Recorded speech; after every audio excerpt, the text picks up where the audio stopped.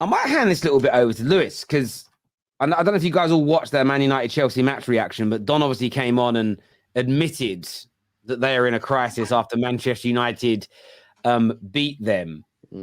How bad, Lewis, is the Chelsea crisis in your opinion?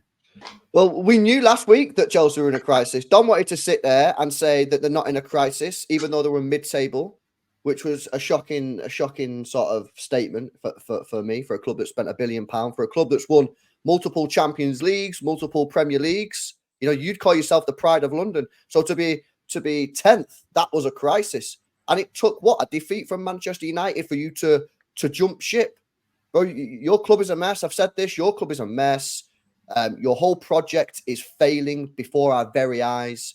And I think it's going to get worse before it gets any better, to be honest with you. I'm glad you've now seen the light and that you are now accepting that you are now in a crisis because you've been in a crisis for a long time. I don't see where it gets any better from here. I think you've got an average manager. I think Pochettino is an average manager. You've got an average set of players. You've got some very bad players that wouldn't even get in the City team, Arsenal team, Liverpool team, maybe even the Villa team. And I think it needs a lot more money thrown at it, which is wild because you spent £1 billion. But I'm now glad, Don, that you have joined us in the crisis room because that is where you should be, bro. I want to ask this question to the panel. Have Chelsea bought a lot of players with good potential and big names, but in reality, could it be that some of them just are not as good as the hype and Twitter suggested they were? Is that a possibility, Rory? Yeah, 100%. Like, look at the amount of young players, young promising players that all the top clubs buy. Like, half of them never actually amount to what you hope they're going to amount to. The difference is you normally buy like one or two every few years. And so if they don't work out, you've still got the rest of the players around. So like, I just use like Fabio Vieira as an example for Arsenal. Like, that hasn't worked out well yet, but we didn't buy 10 Fabio Vieiras and try and build a team out of it. So when you have half of those players that aren't fulfilling their potential, and when you've got just no proper experience around them, like, I just think it's a recipe for a disaster. They've tried it, and I think at this point, I know, yeah, fine, they've got Lavia and Nkunku to come back, but at this point, it's just not worked well. Like, they've accumulated less points than Everton this season. It's a shambles. Yeah, if Everton hadn't had the 10-point deduction, they'd be ahead of Chelsea by 1 point, which I was only looking at those stats today when we were recording the breakfast show with Rumble earlier on today. It's crazy. And like, from your point of view, Kate, obviously Chelsea's are big rivals of yours, and a lot of their fans are still backing what they're doing. Still talk about the football looks nice, the football looks pretty, but they keep flopping and getting these poor results. How do you see it turning around? Do you agree with Lewis? Do you think there's a long road back still, or are they on the edge of kind of clicking into gear, in your opinion? Well, they're another bunch of potential cheats, but I won't go into that as well. The thing is with Chelsea, right, they bring in someone like Poch. Poch loves to work with young players, but it seems that Chelsea go out looking for young players, and the higher the price tag, the better they just automatically assume they're going to be. So they just buy up all these players for ridiculous money. But I think it's going to take them a long, long time to get back to where they were. They've had a massive fall from grace. And, you know, I listen to fans like Minerals, God love him, he makes me laugh. But, you know, their standards might be up here, but their squad is down here now. And it's going to take a long time. Poch, you know, he probably is an overrated manager because really in this, like, he's not really done anything, let's be fair, in this league. But I do think he is the right manager for them to develop the team and bring through the youngsters. But like I say, I think they're a long way off it. When you look at Chelsea play and then you watch like Arsenal, Liverpool play, there's a massive gulf of difference, you know. And George here of a super chat. I've got to read this out. He says 1 billion Chelsea team, and John Joe Fernandez, Concedo, obese Injuries James, Action Janet Jackson, Ukraine Bolt, Axel Disaster Class, Kucheria, and Carnier East in goal. That's pretty creative, to be fair. I quite like some of them. The Reece James one, obese Injuries James. That's madness. But I'm going to Staffy first. Do you think they've got a lot of overhyped youngsters in this squad? Do you think that's a fair breakdown? And maybe a big reason as to why they're just not getting into a run of form this year. You know what it is? I gave this a second thought because in the beginning I said, listen, they have a lot of young players. They spent all this money for the future, not for now. And I'm understanding what they're trying to do. But I had to rethink this the other day because I don't know. Most of these guys came in last January, okay? These guys that came in, let's use Enzo as an example because I believe he came in January. So he's about to hit a year, almost a year with Chelsea. And I could swear the guy in the Premier League doesn't even have double-digit wins yet in 2 seasons. You know, obviously it's a half and half, but still, that's a lot of games played that he's lost. And this guy's a World Cup winner. I thought about this and I'm like, okay, you want to build for the future, but when you historically look at successful teams, usually they bring in young players, but they always had great players in that team, and that team was somewhat good or really good, and they kind of bedded in nicely. When you look at the class in '92 with United, they came in and there was great players already in that team. It made it easier for them when you're playing in a team and Cantona's there and there's big players there that kind of nurture you there. It's easier to come in a team that's already playing good and they're winning and you kind of like fit in. If I'm Enzo and I'm winning a World Cup and I'm playing next to Messi and them and everyone in my country rates me, but then I go to Chelsea and everyone there is putting the expectations on me and the pressure on me, and I'm not winning, at some point, I'm going to start having self-doubt. And I don't think he's a bad player, by the way. But at some point, as a young player, I'm going to start to have self-doubt because why is it not working here, but it worked for me somewhere else? And that's not just him. Everyone that you guys brought in, because I think the quota was you guys were signing players mainly under 24 years old. So Disasi and them and everyone who came in, they're not winning. They're not playing good football. This is probably the worst era I've seen of Chelsea in my lifetime. Facts. And these players are going to look at it. They're going to be like, why are we not good? Maybe these players are good. They're just not good together because they all came in at the same time. And the project itself, we have never seen a project like that. We haven't seen a project youth like that, especially that it's not just a project youth of promoting players. No, these are players that you bought in. And the Chelsea fans that now want Poch sacked, I understand 100% why they want him sacked because some of these Chelsea fans have seen the glory days. I mean, the glory days wasn't that far behind, so most of them have seen the glory days, okay? But here's the thing. These young players are about to go through, a fourth manager? They were there for Potter. They were there for Lampard. They're here for Poch, and you want another manager in. Now, as a 20-year-old or a 21-year-old, how does that benefit my growth, my stability in the club, and my future in this club if I've had 4 different managers, one including one as an interim, and they all probably play different styles of play because they're not all identical?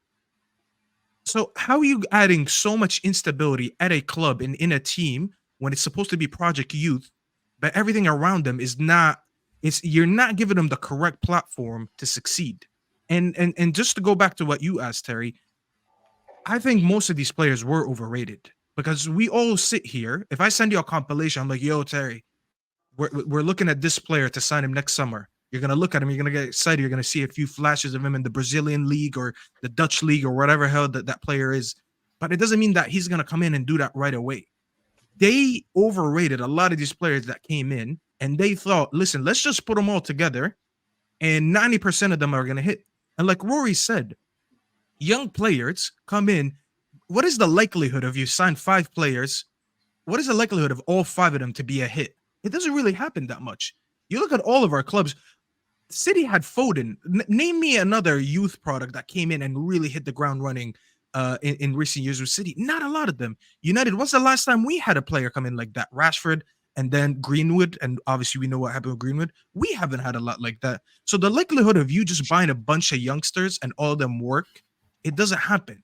So they put themselves in such a bad situation. And to be fair, I'm sorry to say this, a lot of these Chelsea fans deserve it. They really do. Because they thought, listen, we grew up in the Roman era. We won. We have standards. We're going to win because our name is Chelsea. I'll tell you something. It took me a while to finally realize that I'm not going to win league titles because my name is Manchester United. I had to reach a level where I understood the competition around me is different. The way teams are around me, built around me, they're built different. Their projects are better than ours. They're more stable clubs than ours. A lot of them were so arrogant that said, oh, just because Roman is gone, it doesn't mean that we're not going to win again. How do you know that? what's the success that you've seen besides in the Roman era? So unfortunately, this is not for anyone who's not deluded. I'm not really taking a dig at all Chelsea fans, but some of them deserve this reality check. Because when I had people like Judge Mo sit on this very platform and tell me every week, oh, I've seen a better future for Chelsea. Oh, I've seen a style of play for Chelsea. Oh, when they get their injuries back, they're going to do something. It didn't do nothing. It didn't do nothing, and you need to hold that out. Because I told you that project looks so unstable that it's not just going to work like that. You know, let's get Nkunku back. Let's get Badiashile back. Let's get this player back and that player back, and all of a sudden we're going to win. It doesn't happen like that. They can have all their players fit, but have they ever all played together? Have they ever put a form together and picked up some wins together? Have they all fought for the manager together when the results weren't good? Have they been through the ups and downs together? No, they haven't. So they're so far away from being a good team. And it's just the reality that they're in. Jem here, one of our members and panelists, he hasn't been on for a while, but I hope you're well, Jem, says, how can you overrate young players? That's to you, Staffy. As a fan or as a club? Well, clearly your club overrated them because you spent world record-breaking fees for the likes of Enzo and Caicedo and them. I mean, Cole Palmer, I rate him, but you paid $45 million for an academy product. That's just a few examples. When I say overrate them, it's because some of you guys thought, listen, now that we got Poch in, and by the way, I'm not going to sit here and be a hypocrite. I said that you guys should hire Poch, so I'm not going to go back on that. I said that early in the summer. I said Poch was the right signing. When I say overrate them, is that you think the minute you get a manager in, and he does have a track history of working with young players like he did in Spurs, and we're all automatically going to get top 5. Now, if Jem didn't say that, then that doesn't apply to him. But I've heard that a lot, and a lot of them said we will be in the title. Sorry, not the title race, in the top 4 or top 5 race. We will be ahead of the likes of Newcastle United and them. So clearly, some of your fan base overrated them. All I'm hearing, I'm hearing a lot of blame on the young players. At the end of the day, I've spoken about the players. Yeah, they take responsibility because a lot of the games that we've lost this season, like I've said, we haven't been clinical in front of goal. I can take it back to Jackson missing an open goal against Nottingham Forest. If we had Højlund, he buries that goal. Do you know what I'm saying? So the players take accountability when it comes to certain games where they've missed chances. Poch has set us up correctly. The owners, again, they went too extreme with it. You know, I kept banging on about it in summer. I would love experience. But at the end of the day, they didn't go down that route. So I had to look at the situation and say, right, how can we deal with this situation? And one way of doing that was bringing in a guy like Pochettino, who's got a proven record of developing young players at Spurs and seeing what he can do with these young players. But end of the day, bro, I'm disappointed with Poch so far. I'm so disappointed with this guy because he's doing things that I never expected him to do. You know, I was one guy that was looking at all the managers that we were linked to at the time. We had Nagelsmann, you had Enrique, obviously Pochettino. Looking at our team right now, you guys can see that we're not ready to win right now. We've got a lot of young players that need to be developed and nurtured. Players like Mudryk, do you know what I'm saying? You've got players like Madueke, players like Jackson. These are all young, raw players. So they need to be nurtured properly. And right now, Pochettino is not doing the things that he needs to be doing as a manager. You know, from playing guys out of position.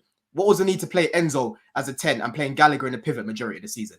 What was the need of wasting time playing Ben Chilwell at left wing? What's the need of playing Levi at left back when you've got guys like Maatsen who can actually play that role and did that role well against Brighton? So a lot of the games this season, I have to look at our setup. Like when I'm looking at the United game, bro, Caicedo didn't play as a lone 6 at Brighton. He always had someone next to him.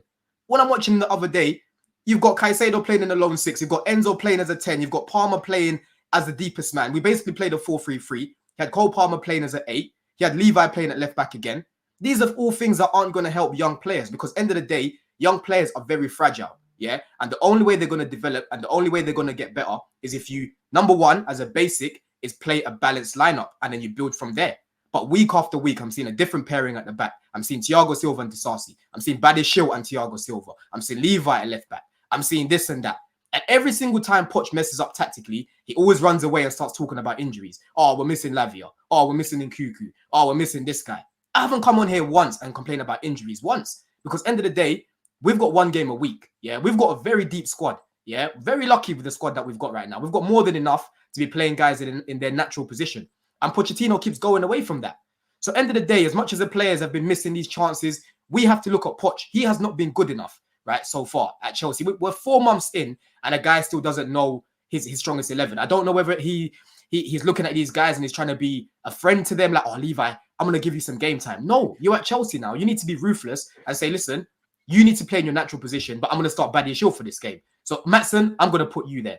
What was the need of putting him on against Mitoma? He played very well. The next game, he gets dropped. You're playing a imbalanced back four. Do you know what I'm saying? So, he's making problems for himself. Like Gemma said there, he's making a lot of problems for himself, and this does not help the young players. If that was Lampard that was managing us against United the other day, or Potter, every single person here would be looking at the manager and saying, yo, what happened there? Because everyone played badly. Yeah, I can't excuse the little 3-yard passes, Sterling not being able to drive past his man or diving in the box. That's on the players. But end of the day, everyone was bad. And a lot of that was the way that we were set up. And I've seen a recurring theme with how we've been set up in a lot of games. You know, when we were set up correctly against Arsenal, when we boxed in that midfield, look how we played. We played very well. The same thing against Man City, the way we set up, we played very well. But every single time we take 2 steps forward, the guy does something completely different the following week. So I have to look at Poch, bro, and he's not helping these young players. He's doing the complete opposite of what we brought him in for. And like I've said, for me, he's on strike one. I'm not saying get him out, but he's on strike one because by now December, I would have expected him to fix up. Yeah, like I said in the group chat, it's starting to feel like we're his little experiment. Do you know what I mean? Kate said, it seems like he's a little spy. You know what I mean? Coming here to just mess things up a little bit. That's what it's starting to feel like now because it's unbelievable how you can keep playing guys like Cole at left back, but everyone here can clearly see the guy is not a left back. Play the guy in his natural position. Do you know what I'm saying? All these things will help young players because they're young. End of the day, they're young. This is a situation. So I'm just. But let me ask you something, Don. I'm disappointed in Poch right now, man. He's been doing madness. I can't lie to you. Let me